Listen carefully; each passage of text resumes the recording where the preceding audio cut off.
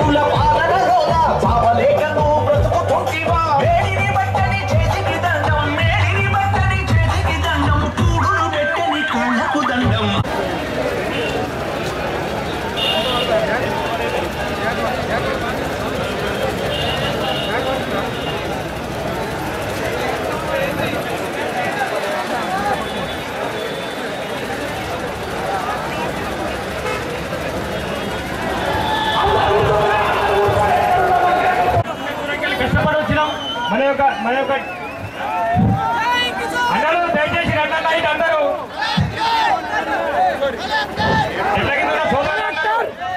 Collector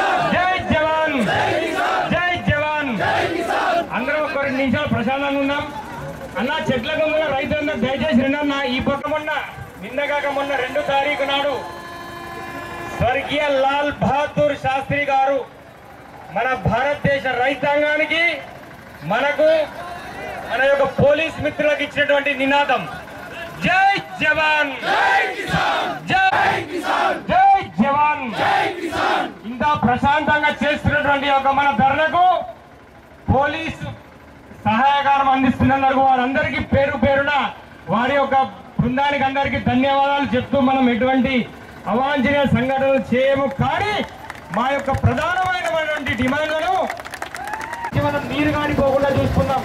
మనం ఆరుగాలం కష్టపడుతున్నటువంటి పంటలు ఇక్కడికి వచ్చి హామీ ఇచ్చేదాకా కూడా ఇక్కడికి లేసేది లేదు. ప్రతి ఒక్క రైతుకు చెప్పేది ఒకటే, ఇటువంటి ఎండలు మన మీద ఎండలైనా ఇంకేం చూస్తాం, దీనికి భయపడాలి, ఎండకు భయపడలేదు, వానకు భయపడలేదు. మనం ఆరుగాలం కష్టపడి బతకడం ఖచ్చితంగా దీన్ని అందరూ దయచేసి మాట్లాడవలసిందే కోరుచున్నాం. ఏదున్నా రైతు సమస్యల మీదనే మాట్లాడాలా. ఏదున్నా కానీ వేరే దానికి చోటు లేదు. ఇక్కడ ఏది కూడా 2 నిమిషాలు మాట్లాడాలి. సమయం బాగా మల్లపూర్ మండలం నుండి కోపిడి శ్రీనివాసరెడ్డి. ఖచ్చితంగా సల్యూట్ చేసి మీకు చెప్తున్నాం. మీరు చేసిన మీరు ఏమేమి ఉన్నాయో పథకాలు మొత్తం మీరు ఇవ్వాలని మేము కోరుకుంటున్నాం. రైతుల పట్ల ఖచ్చితంగా రేవంత్ రెడ్డి గారు మీరు ఒక రైతు బిడ్డ అనేది రైతుకు తెలుసు, ఎవరికి తెలియదు ఇది. ఎందుకంటే ఒక పొద్దున్న నుంచి సాయంత్రం దాకా గుళ్ళెత్తుకపోయి మా తల్లి రైతు బిడ్డ, మా అమ్మ, మేము తోటలల్లా, ఎండలల్లా, వర్షాలల్లా ప్రతి ఒక్కటి మేము తీసుకొని ఆ పంట తీసుకొని వచ్చాక మీరు చూస్తున్నారు. రైతుల పట్ల రైతుకి ఏమని చెప్పారు మీరు? ఎక్కిన తర్వాత 7 రోజులకు మేము 2 లక్షలు మాఫీ చేస్తామన్నారు. ఎక్కడ మీరు 2 లక్షల రూపాయలు? 2 లక్షలు మాఫీ చేయమంటే 5 లక్షల బాకీ ఉన్నది, 3 లక్షల బాకీ ఉన్నది, రుణం మాఫీ కాదు అని అంటారు మీరు. అయ్యా మీరు ఒప్పుకున్నారు ఏంటిదంటే 2 లక్షలు ఇస్తామని అన్నారు. ఆ 2 లక్షలు కూడా మీరు వేసేస్తే రైతు అనేది కొంచెం మెరుగైనగా వాళ్ళ కళ్ళల్లో కలకల కొంచెం ఉంటది. ఎందుకంటే రైతు పట్ల బాధ పెట్టదు. ఒకవేళ పెట్టినట్టుంటే గత ప్రభుత్వం బుద్ధి చెప్పినట్టుగా ఖచ్చితంగా బుద్ధి చెప్పి నిన్ను ఖచ్చితంగా తీస్తారు రేవంత్ రెడ్డి గారు. బాధ్యతని చెప్తున్నా, నేను అందరికి హామీ ఇస్తున్నా. ఎందుకంటే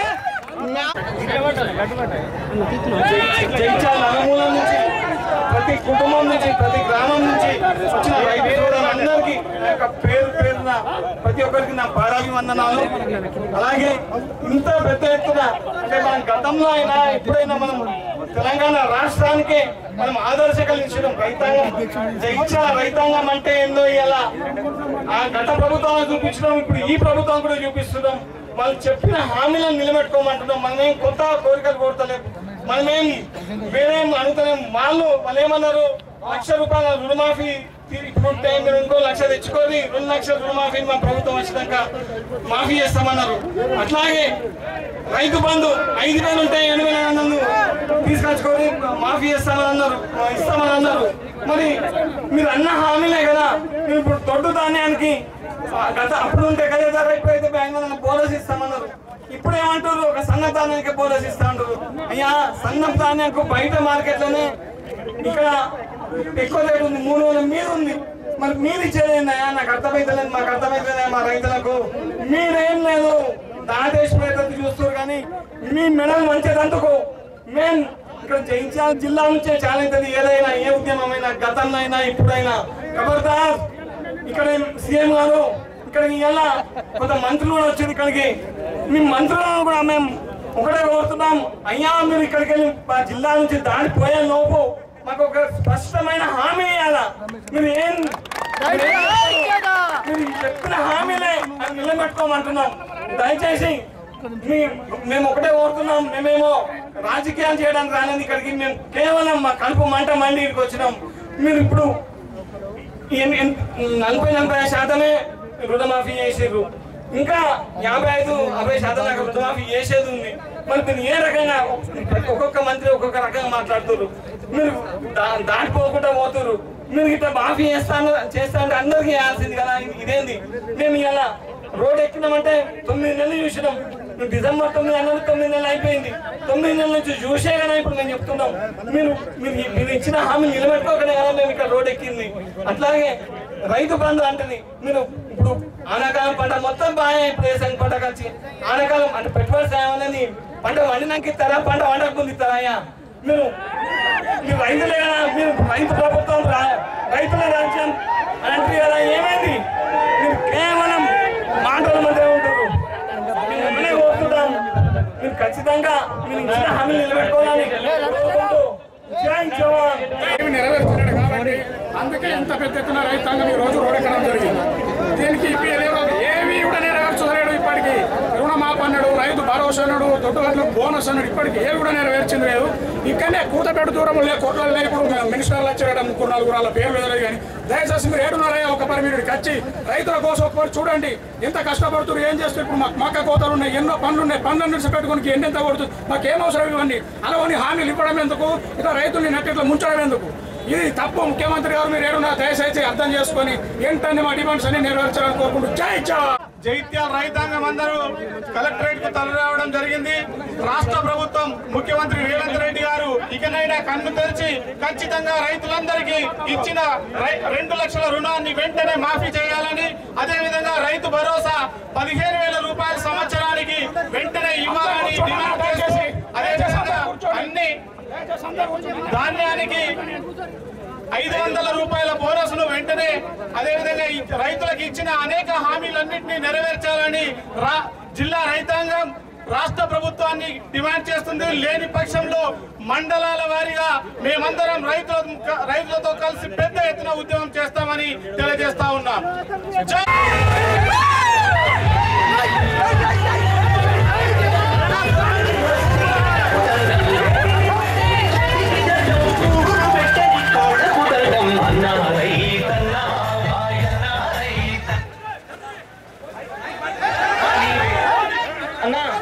అన్నా శాంతియుతంగా మనం చేసే నిరసన శాంతియుతంగా మనం కలెక్టరేట్ ముందుకు వచ్చినాం. మనం శాంతియుతంగా చేయాలి తప్ప మన నిరసన అసలే పాల్గొనడంతో ఇక్కడ మన రైతుల మళ్ళీ మనం ఇన్వేసి ఎవరు చేసి మన పోలీసు సహకరిస్తున్నారు. మనందరి తరఫున ఒక్కడే మనం కలెక్టరేట్ ముందు నిరసన నిలుపుదాం, వినతి పత్రం ఇచ్చేద్దాం. అంతే తప్ప మనం ఇంక చేస్తే కాదు. దయచేసి